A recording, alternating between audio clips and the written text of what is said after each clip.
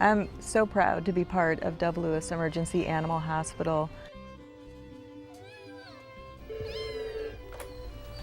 Dove Lewis Emergency Downtown, this is Leslie.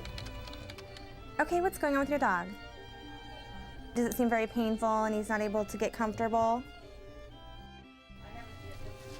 Got a lot of good love and support, and they're just wonderful people. Dove Lewis was open when we needed it. We had a dog injured on a Saturday morning. This is fun, and it really is the most rewarding thing I've ever done. Yep, we do all we can for Dove Lewis. But they're a great institution. Yeah, no, things, chronic infectious or inflammatory diseases that are affecting the ALT, that's a liver enzyme.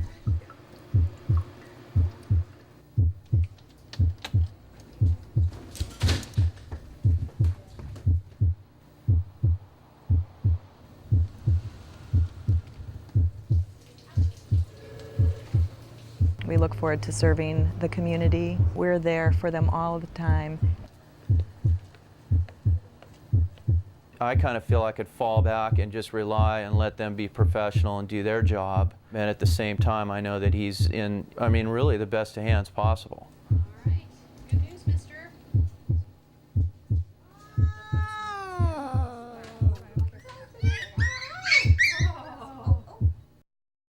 New details tonight on the deadly accident that killed a woman walking her dog on the Morrison Bridge. Police say there was nothing they could do for the victim. She died instantly. So they instead tried to help her badly hurt dog.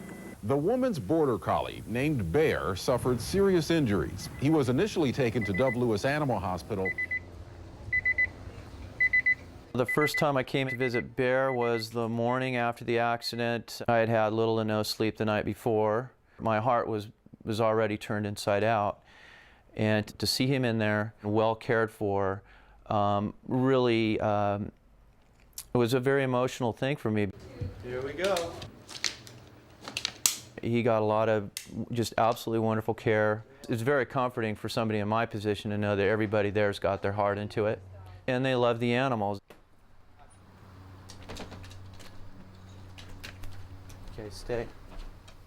He's a very courageous dog. And emotionally, he's still there. He's just physically now disabled. He's a fighter, and I'm very proud of him. Ready? I'm a very positive person. Bear's a positive dog. It's going to take some time, but I believe he's going to be back up on all fours. Good boy.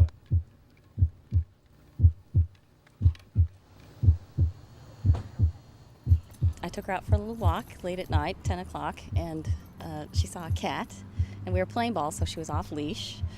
And she chased the cat under a Mazda Miata. It must have hit her head or something and swallowed the ball.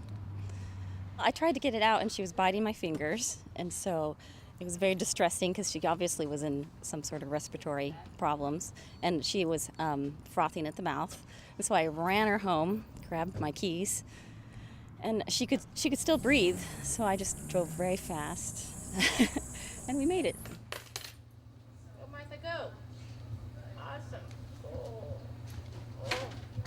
Nice. Good job, team. Yay. To fix something? Feels good to fix something. She was right back to her normal self within a couple days. Good girl. She stopped eating and drinking and grooming, and I knew it was time that she was telling me it was time for her to go. And so I called my vet's phone number, got the number for Dove Lewis and called them, and they gave me directions. And I ended up there in the middle of the night with her, and I explained that I'd already had an appointment with my vet, but we weren't going to make it. I don't know what I would have done if Dove Lewis hadn't been there.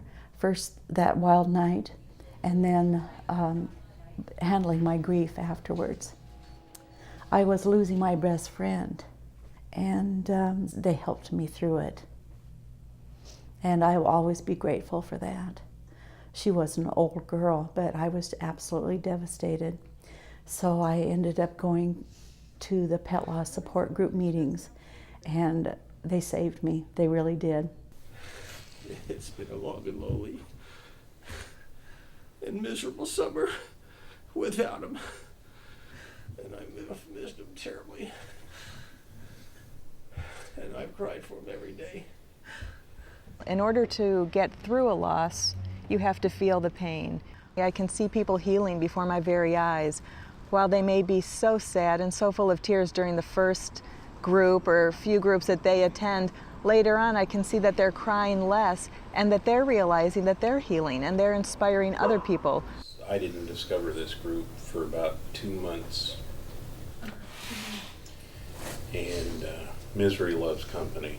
To be able to come to the pet loss support group and share your story and your pictures with other people who understand on a heartfelt level is the most supportive and caring environment that you can be in, and that helps the healing process.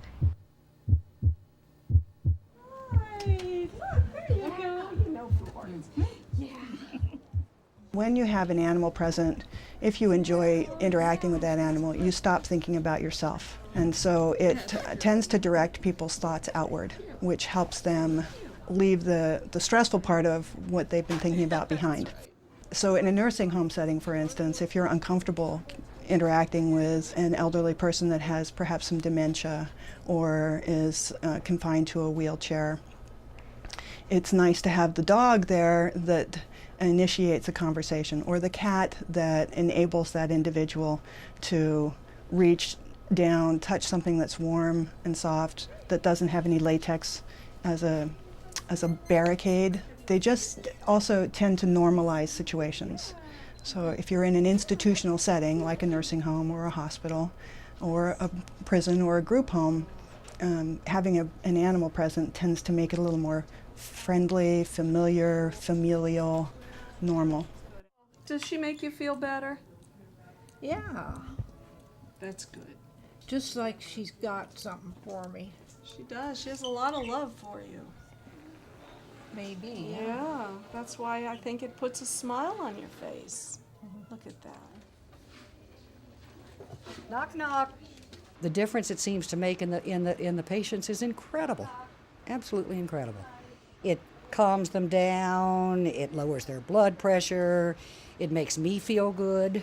Kind of makes it feel just warmer and nicer to have an animal inside. So they're just so real and so natural. I was a volunteer paramedic for 20 years, and nothing has made me feel as good as coming here with him. These animals serve as wonderful social bridges. They always say, hurry back, or, it's been too long since we've seen you. We love what we do. We really do.